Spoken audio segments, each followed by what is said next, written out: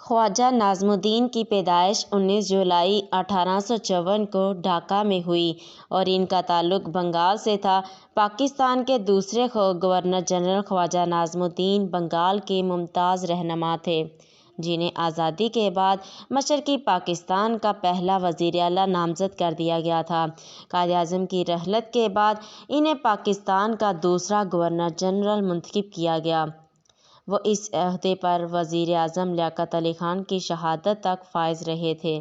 اس کے بعد وزیر اعظم بنے تھے۔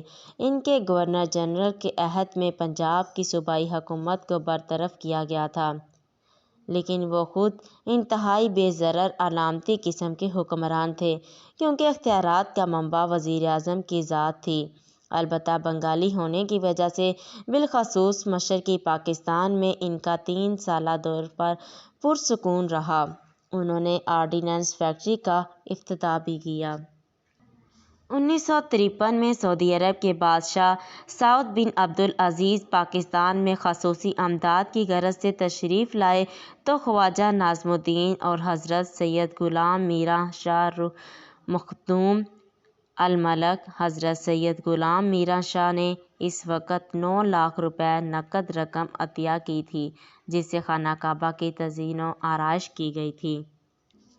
1951 میں لیاقت علی خان کی شہادت کے بعد مسلم لیگ نے ایک ایسا فیصلہ کیا جس کے نتائج خطرناک ثابت ہوئے۔ لیاقت علی خان کی جگہ ایک متحرک سیاسی شخص کی ضرورت تھی جو پاکستان کا آئین بھی تشکیل دے اور ملکی معاملات بھی سنبھالے۔ اس لیے گورنر جنرل خواجہ نظم الدین کو وزیر اعظم کا عہدہ سونپ دیا گیا۔ گورنر جنرل کے پاس برطانیہ کے دیے گئے کافی اختیارات بھی تھے، لیکن رسمی طور پر وہ انہیں استعمال نہیں کرتا تھا۔ اس لیے وزیر خزانہ ملک غلام محمد کو گورنر جنرل بنا دیا گیا۔ فالج کے مریض ملک غلام محمد بیوروکریٹ تھے۔ قیام پاکستان کی جدوجہد سے ان کا دور کا بھی واسطہ نہیں تھا، اسی لیے وہ عوامی امنگوں کو سمجھنے سے قاصر تھے۔ اس پر مزید ستم یہ کہ فالج کے باعث ان کی گفتگو کسی کو سمجھ میں نہیں آتی تھی۔ ان کی امریکی سیکرٹری ترجمے کے فرائض سر انجام دیتی تھیں۔ اس وقت پاکستان کا آئین نہیں بنا تھا اور پاکستان کو 1935 کے برطانوی ایکٹ کے تحت چلایا جا رہا تھا۔ اس ایکٹ میں گورنر جنرل کے پاس کافی اختیارات تھے۔ گورنر جنرل غلام محمد نے فادر آف دی نیشن بننے کی بجائے اس ایکٹ سے فائدہ اٹھایا اور اپنے اختیارات کا کھل کر جائز اور ناجائز استعمال کیا۔ ان کے دور میں پاکستان میں 2 بڑے اہم واقعات ہوئے۔ ایک یہ کہ مشرقی پاکستان میں بنگالی زبان کی حمایت کرنے والوں پر گولیاں برسائی گئیں۔ دوسرا یہ کہ احمدیوں کے خلاف لاہور میں چلنے والی تحریک کو کچلنے کے لیے مارشل لا نافذ کر دیا گیا۔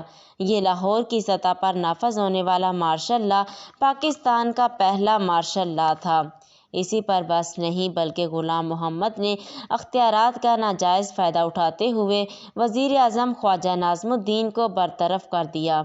خواجہ نظم الدین نے ملکہ برطانیہ سے اس فیصلے کو کالعدم قرار دینے کی اپیل کی، لیکن بدقسمتی دیکھیے، برطانیہ جو خود کو قدیم ترین جمہوریت کہتا ہے، اس نے یہ جمہوری درخواست ماننے سے انکار کر دیا۔ ملک غلام محمد نے خواجہ نظم الدین کی جگہ امریکہ میں اپنا سفیر محمد علی بوگرا کو وزیر اعظم بنا دیا۔ اگلے برس 1954 میں غلام محمد نے دستور ساز اسمبلی کو بھی برطرف کر دیا، حالانکہ اس وقت پاکستان کے پہلے آئین کا مسودہ تقریباً تیار ہو چکا تھا۔ کہا جاتا ہے کہ اسمبلی توڑنے کی ایک وجہ یہ تھی کہ نئے آئین میں گورنر جنرل کے اختیارات کافی کم کرنے کی تجاویز تھی۔ یہ بھی کہا جاتا ہے کہ اس فیصلے میں انہیں army chief general Ayub Khan کی بھرپور حمایت حاصل تھی۔ ستم بالا ستم یہ کہ غلام محمد کے دور میں حاضر سربست army chief general Ayub Khan کو وزیر دفاع بھی مقرر دیا گیا۔